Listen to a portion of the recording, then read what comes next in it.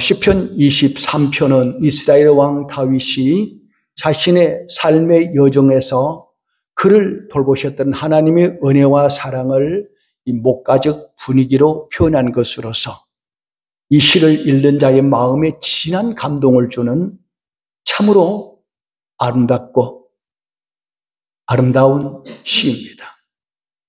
그리고 이 시는 아주 짧은 6구절로 되어 있고 또 각 구절마다 2개의 문장으로 되어 있습니다. 그리고 전체적으로는 12개의 문장으로 구성되어 있는 짧은 시입니다만, 그러나 이 12개의 문장을 하나하나 다 분류해서 한쪽만을 잘라놓고 봐도 너무나 아름다운 시입니다. 어떤 노래 가사를 보면은 감동이 되는 부분도 있고 그렇지 못한 부분이 있는데, 이 시편 23편은 한 문장 한 문장이 우리의 마음에 감동을 주고 기쁨을 주고 그리고 감격이 넘치는, 그야말로 이 시편 23편은 하나님의 은혜와 축복의 보고라고 할 만큼 참으로 아름다운 시입니다.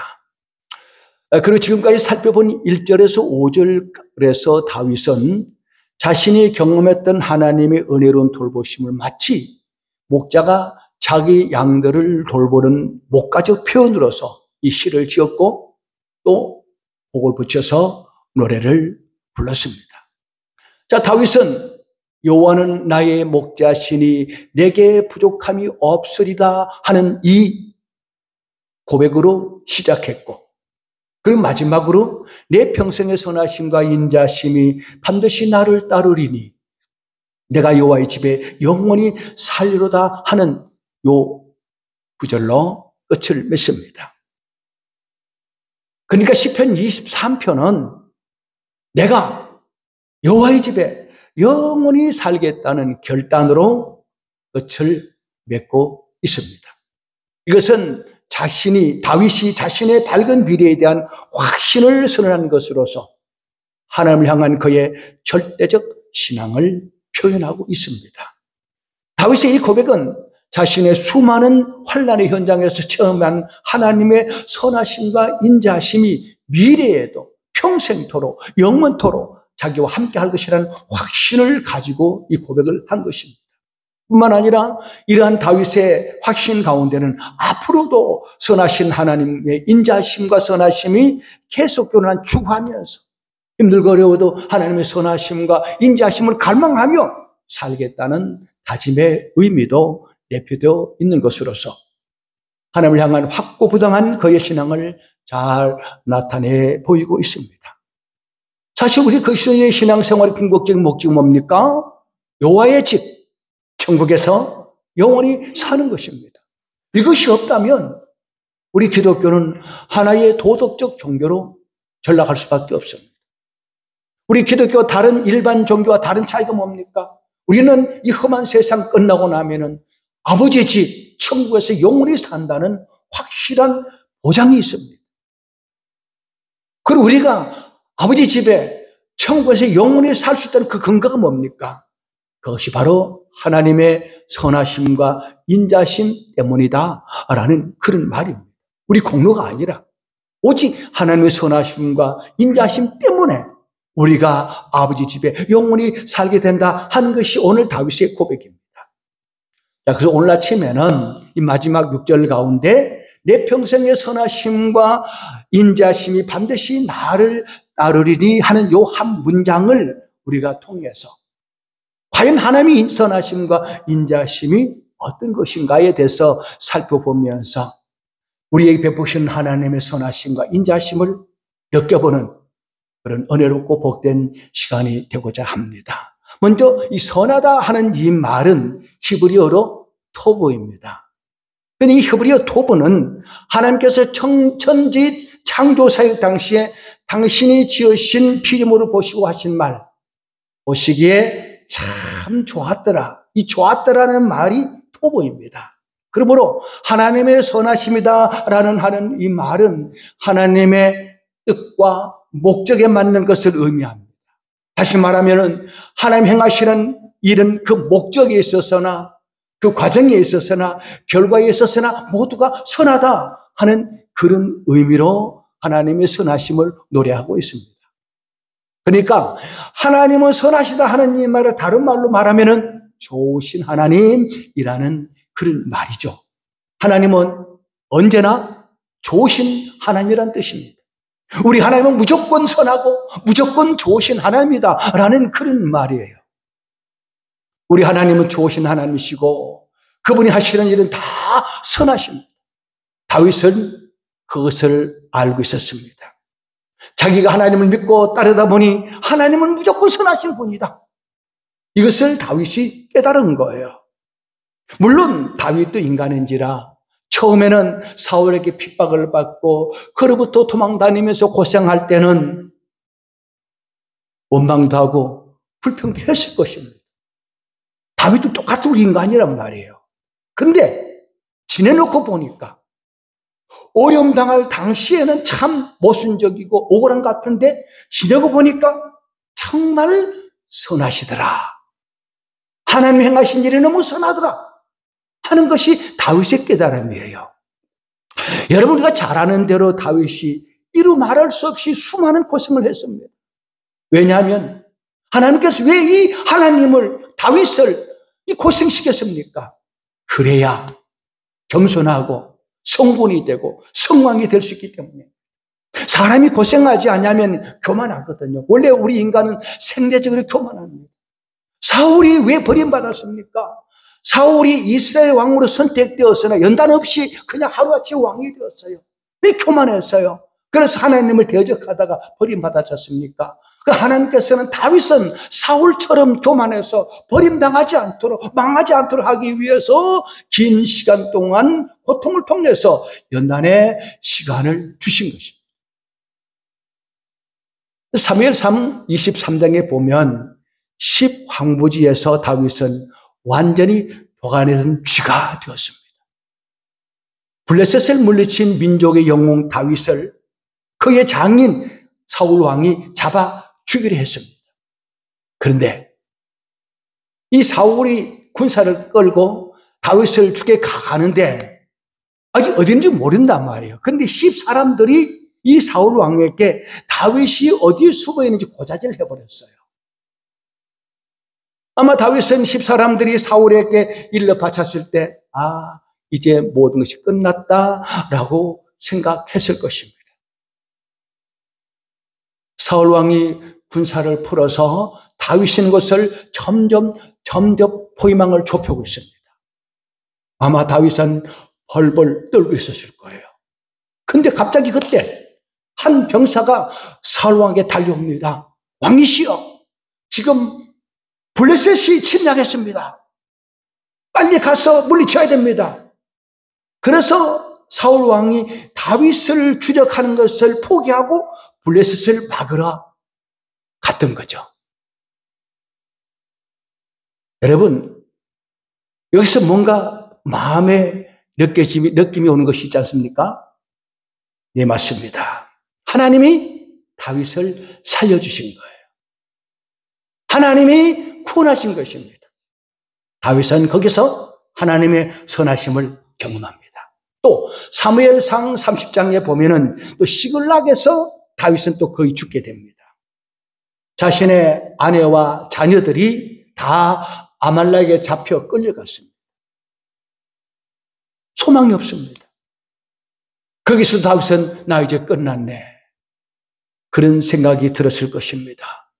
사무엘상 30장 3절 4절을 보니까 이때 다윗의 애통하는 마음을 이렇게 기록하고 있습니다. 다윗과 그의 사람들이 성읍에 이르러 본적, 성읍이 불탔고 자기들의 아내와 자녀들이 서로 사로잡혔는지라. 다윗과 그와 함께한 백성이 울 기력이 없도록 소리를 높여 울었더라. 자신의 삶의 거처가 다 불이 타버렸어요. 사랑하는 아내와 자녀들이 다 잡혀갔어요. 더 이상 울 기력이 없을 정도로 통곡하며 울었더라 그랬습니다. 아마 다윗은 이제 절망이다, 끝났다, 살 소망이 없다, 아마 그랬을 거예요.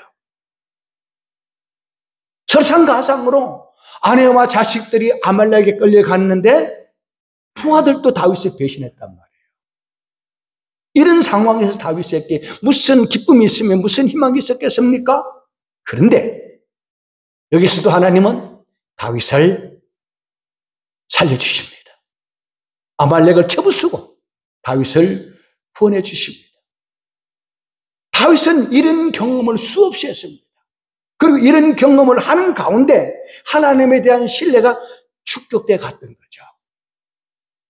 이스라엘 백성들이 애굽에서 나와 광야길을 가는데 수없이 하나님의 능력을 체험하면서도 그들이 실패한 이유는 하나님의 은혜를 잊어버리니까 신뢰하지 못했던 거죠. 그런데 다윗은 하나님의 은혜를 경험할 때마다 그것을 마음에 새기는 거예요. 하나님에 대한 신뢰를 꾸준히 쌓아왔던 겁니다.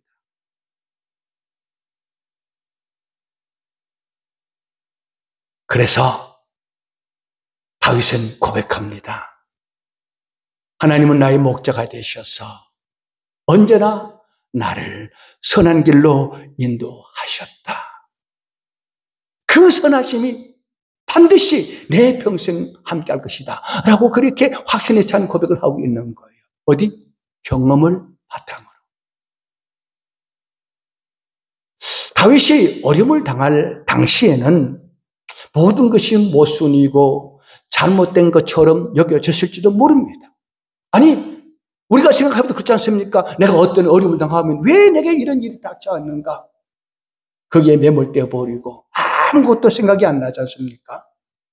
그런데 지나고 보니 다윗이 환난 당할 때 보니까 모순되고 억울하고 답답했는데 지나고 보니까 하나님은 무조건 선이고 아멘이고 영광이다. 그런 말입니다. 그래서 사도 바울도 말하지 않습니까? 하나님을 사랑하는 자들을 그 뜻대로 부르심을 입은 자들에게는 모든 것을 합력하여 선을 이루시는 하나님이라고. 하나님이 행하신 일은 모든 것이 선하고 모든 것이 옳다 하는 그런 말이에요. 이것은 세상에서 우리의 성공과 실패, 좌절과 절망, 질병과 눈물 등 모든 것을 다 포함해서 결국 선을 이루시는 하나님이다라는 그런 뜻입니다. 그런데 이 합력한다는 하는 이 말의 의미는 서로 끊어지지 않고 상호작용을 한다 하는 그런 의미입니다. 그래서 선을 이룬다 하는 것이죠. 우리의 인생을 한순간 한 토막 한 토막 끊어놓고 생각하면 모순처럼 보입니다. 뭔가 잘못된 거예요. 그런데 나중에 지나온 세월을 참 연결해 보니까 이게 다 선을 이루기 위한 하나님의 뜻인 것을 깨닫게 된다 하는 그런 말이에요. 우리가 모세라는 그 위대한 하나님의 사람을 다 부러워하지 않습니까? 내 자식이 모세처럼 되고 싶어서 모세라는 이름도 짓지 않습니까? 왜 그렇습니까? 모세가 당한 고난을 끊어놓고 보지 않고 모든 것을 연결시켜 놓고 보니까 참 모세는 위대하다 그렇게 말하는 거예요. 그러니까 나의 삶을 현재 한순간 한순간 끊어놓고 보면은 왜 나에게 이런 일이 생겼는가? 원망하고 불평할 수가 있습니다. 그런데 나중에 앞에서 끝까지 다 연결해 보니까 참 하나님은 멋쟁이다, 선하시다, 이렇게 선을 이루셨구나, 다 나를 좋게 하시려고 그렇게 하셨구나 라는 것을 우리가 깨달을 수가 있다는 말입니다. 여러분, 요셉의 생애를 한번 생각해 보시기 바랍니다. 요셉의 생애도 한마디 한마디 그의 삶을 끊어놓고 보면은 얼마나 모순인지 모릅니다. 하나님이 요셉에게 형님들의 곡식단이 요셉의 곡식단에 절을 하는 꿈을 꾸게 하셨습니다. 하늘의 별과 달이 요셉 앞에 절을 하는 꿈을 주셨습니다. 그런데 그 꿈 때문에 요셉은 형님들에게 미움을 받게 되고 결국 구덩이에 던져짐을 당하게 됩니다. 어떤 구덩이입니까? 절망의 구렁텅이입니다. 그런데 하나님의 은혜로 죽을 고비를 넘기고 그 구덩이에서 건져냄을 받고 아라비아 상인에게 은 20에 팔려갑니다. 근데 그는 보디발의 집의 노예이지만 주인의 인정을 받아서 가정의 대소사를 맡아보는 가정 총괄이었습니다. 그 집에는 노예들이 많이 있는데 그 많은 노예들 가운데 요셉이 노예의 우두머리가 된 거예요. 대장이 된 거예요. 근데 요셉은 항상 하나님 앞에 깨끗하게 살고 순결하게 살렸고 보디발의 아내의 유혹을 거절했는데 그럼 상을 받아야 될 텐데 오히려 감옥에 던져졌습니다. 요셉은 또 끝난 거예요. 아마 감옥에서 사형 날짜만 기다리는 노예가 되었을 것입니다. 보디발이 누굽니까? 바로의 충성스러운 신하입니다. 그 충성스러운 신하의 아내를 넘보다가 강간 미수죄로 들어갔으니 당시 법으로는 무조건 사형입니다. 요셉이 얼마나 절망했겠습니까? 다행히 거기서 왕의 술 맡은 관원을 그리고 떡 굽는 관원을 만납니다. 근데 이 두 관원이 꿈을 꿨는데 이 술 맡은 관원이 꿈을 해몽해 주는데 당신은 내일 석방될 것입니다. 아주 길한 해몽을 해주죠. 그러면서 요셉이 부탁을 합니다. 당신께서 왕에게 나아가면 네 억울한 사정을 좀 알려주어서 나를 여기서 풀려나게 해주십시오. 부탁을 했어요. 그렇게 하마. 그런데 그 술 맡은 관원이 요셉이 꿈 해몽대로 다음 날 석방이 됩니다. 그러나 이 술 맡은 관원에게서 아무런 연락이 없습니다. 얼마나 기가 막혔습니까? 마지막 희망마저도 끊어진 절망의 상태였습니다. 근데 어느 날 애굽의 왕이 정말 회개하고 괴상한 꿈을 꿉니다. 그 꿈이 너무나 회개해서 꿈 해몽을 하기 위해서 애굽에 있는 모든 박사들, 술사들을 불러서 꿈 해몽을 부탁해서나 아무도 왕의 꿈을 해몽하지 못하는 거예요. 그때 술 맡은 관원이 요셉이 생각이 났습니다. 왕이여, 내가 감옥에 있을 때에 내 꿈을 잘 해몽해 줬던 한 사람이 있습니다. 히브리 사람 노예 요셉입니다. 데려오라 그랬어요. 그래서 요셉이 하나님 신 지혜로 그 왕의 꿈을 기가 막히게 해석해 줍니다. 그러니 왕이 감탄해가지고 요셉을 총리 대신으로 세워줍니다. 요셉이 형님들에 의해서 구덩이에 빠지고 감옥에 갇히기까지 그 삶의 한 토막 한 토막 들여다보면 너무나 억울한데 연결시켜 보니까 하나님의 선하신 역사가 나타나는 거예요. 모든 것을 합력하여 선하신 하나님을 우리는 여기서 만날 수가 있습니다. 여러분, 하나님은 절대로 원망이나 불평을 받을 수 없는 무조건 좋으신 하나님이십니다. 무조건 선하신 분이십니다. 하나님 행하시는 모든 일은 무조건 선하고 복된 것입니다. 이처럼 선한 목자이신 하나님을 신뢰하시고 여러분의 모든 것을 하나님께 맡길 수 있기를 주의 이름으로 축복합니다. 자, 두 번째로 하나님의 인자심에 대해서 함께 살펴보겠습니다. 선하심과 인자심이라고 했는데 이 인자심이라는 이 말의 원어는 헤세드입니다. 헤세드는 친절하심, 사랑하심이라는 뜻을 가지고 있는데 이 단어는 주로 하나님이 피조물, 특히 하나님의 택한 자들을 대한 조건 없는 사랑, 변함없는 사랑을 나타낼 때 헤세드, 인자심이라는 이 단어를 씁니다. 여기서 다윗이 이러한 하나님을 인자심 하나님이라고 고백한 것은 자신의 조건과 관계없이 자신을 사랑하사 긍휼을 베푸시는 하나님의 은혜를 확신함을 의미하고 있습니다. 다윗은 들에서 양을 치는 별 볼 일 없는 사람이었습니다. 유대 사회에서는 양을 치는 목동은 짐승과 함께 산다고 천식했던 그런 신분입니다. 사무엘이 이새의 집에 왕의 제목을 찾으러 왔을 때도 그 이새는 다윗은 들에 양을 치는 아들을 불러오지도 않았습니다.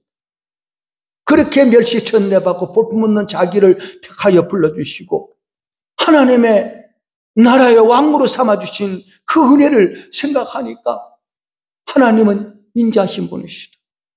아무런 자격도 없는 나에게 이 같은 큰 은혜와 사랑을 베푸신 인자하신 하나님이다 라고 이렇게 선하심과 인자하심이 반드시 나를 따르리니 라고 지금 고백하고 있는 거예요. 그리고 이 무조건적으로 베풀고 싶은 인자하심이 절정이 바로 예수 그리스도를 통해서 나타났습니다. 우리는 하나님을 대적한 원수들이었습니다. 하나님의 사랑을 받을 자격이 전무한 인생들입니다. 하나님은 그런 우리를 무척 사랑했습니다. 긍휼히 계시고 불쌍히 여기셔서 하나밖에 없는 독생자를 화목제물로 보내주셨습니다. 그리고 그 십자가에 못 박아 죽게 하심으로 우리 모든 죄를 사하시고 우리를 구원하신 거예요. 이 놀라우신 하나님의 사랑을 사도 요한은 요한일서 4장 9절과 10절에서 이렇게 고백하고 있습니다. 하나님의 사랑이 이렇게 나타난 바 되었으니 하나님이 자기의 독생자를 보내심은 그로 말미암아 우리를 살리려 하심이라. 사랑은 여기 있으니 우리가 하나님을 사랑한 것이 아니라 하나님이 우리를 사랑하사 우리 죄를 속하기 위하여 화목제물로 보내셨음이니라. 우리를 너무너무 사랑해서 너무 불쌍히 여기셔서 허물과 죄로 죽은 우리를 살리시려고 하나님이 그 아들을 대신 화목제물로 십자가에 못 박아 죽게 하셨어요. 여러분, 하나님이 우리를 얼마나 사랑하십니까? 우리는 모두가 죄 가운데 태어나 죄 가운데 살다가 멸망당하고 지옥 갈 수밖에 없는 인생들인데 우리를 위해서 독생자를 보내 십자가에 못 박아 죽게 하셨습니다. 이것이 하나님의 인자, 헤세드입니다. 이렇게 하나밖에 없는 독생자 오신 하나님께서 우리에게 못 주실 것이 무엇이겠습니까? 아들을 아끼지 아니하시고 주시니까 우리에게 무엇을 못 주시겠습니까? 그래서 로마서 8장 32절에 사도 바울이 이렇게 말합니다. 자기 아들을 아끼지 아니하시고 우리 모든 사람을 위하여 내주시니까 어찌 그 아들과 함께 모든 것을 우리에게 주시지 않겠느냐. 하나님은 그 인자하심 성품 안에서 우리에게 모든 것을 아낌없이 우리에게 모든 것을 다 주고 싶어 하십니다. 하나님의 성품은 당신의 독생자 예수 그리스도까지 십자가에 못 박아 죽게 하셨습니다. 독생자를 주셨는데 못 주실 것이 무엇이겠습니까? 구하면 천하라도 주실 것입니다. 그런데 하나님이 두려워하시는 것이 하나 있습니다. 염려하시는 것이 하나가 있습니다. 그게 뭐냐? 사울처럼 교만해서 망하는 것. 그걸 두려워합니다. 우리 인간의 타락이 하나님의 주대심을 부인하고 자기 왕국을 세워서 자기가 왕이 되고 자기가 주인이 되기 위하여 하나님을 버리는 것이 인간의 타락이거든요. 그래서 우리의 생리적으로 스스로 자꾸 주인 노릇하는 거예요. 하나님의 왕권을 부정하는 거예요. 내가 주인이다. 내가 왕이다. 하나님은 내가 필요할 때 이용해 먹는 나의 종 정도로 생각하는 그런 것들이 얼마나 많습니까? 도와주면 아멘이고 안 도와주면 막 원망하고 불평하고 막 토라지고 삐치고 그러지 않습니까? 하나님을 버리고 스스로 주인 노릇하며 자기 멋대로 사는 거 하나님이 가장 두려워합니다. 왜요? 그 결국은 망하기 때문에. 그래서 하나님은 우리에게 화끈하게 주시지 않고 조금씩 주십니다. 한 번에 다 주면 거의 대부분 교만해집니다. 사울도 처음에 왕이 될 때는요. 아이고 저는 부족한 사람인데요. 내가 어떻게 왕이 될 수 있습니까? 그랬어요. 그런데 사울은 연단을 받지 못했어요. 하나님의 선하심과 인자심을 맛보지 못했어요. 왕이 되니까 내 세상 같은 거예요. 막. 모든 백성들이 자기 앞에 다 무릎 꿇잖아요. 이야, 내가 왕이다. 그래서 하나님을 불순종하고 하나님을 거역하다가 버림받았거든요. 그래서 하나님은 다윗은 사울처럼 교만해서 망할까봐, 넘어질까봐, 하나님을 비판할까봐, 그래서 하나님은 다윗을 연단하셨습니다. 그리고 다윗이 긴 세월 동안 살아오면서 경험한 것이 뭡니까? 하나님의 인자는 변함이 없더라. 나는 부족하고 허물이 많지만 여러분 다윗 허물이 많은 사람이에요. 그래도 하나님은 그 인자를 거두지 않았어요. 불쌍히 여기시고 회개시켜 주시고 용서해 주시고 다시 사용해 주시고 그 은혜를 경험했단 말이에요. 그래서 하나님은 선하시고 인자하신 분이시다. 그러면 하나님의 사랑은 무조건적인 사랑이에요. 하나님의 사랑은 영원한 사랑입니다. 사람은 마음이 좋고 사랑의 본심이 가득해도 어느 순간 변할 수 있습니다. 야, 저 사람 참 선한 사람이다. 저 사람 사랑이 많은 사람이다. 그런데 어느 순간 딱 변해버려요. 그러나 하나님의 성품은 영원하고 절대로 변함이 없습니다. 사람은 죽을 수 있지만 하나님은 절대로 죽을 수가 없는 분입니다. 그래서 호세아 11장 8절에 보면 하나님을 떠나 우상 숭배에 빠진 이스라엘 백성들에게 회개하게 돌아오기를 기다리면서 그들 향한 하나님의 사랑을 이렇게 말씀하고 있습니다. 에브라임이여, 내가 너를 어찌 놓겠느냐? 이스라엘이여, 내가 어찌 너를 버리겠느냐? 내가 어찌 너를 아드마같이 놓겠느냐? 어찌 너를 스고임같이 녹두겠느냐? 내 마음이 내 속에서 돌이키어 나의 긍휼이 완전히 불붙듯 하는도다. 내가 너를 버릴 수 없다. 제발 돌아오라.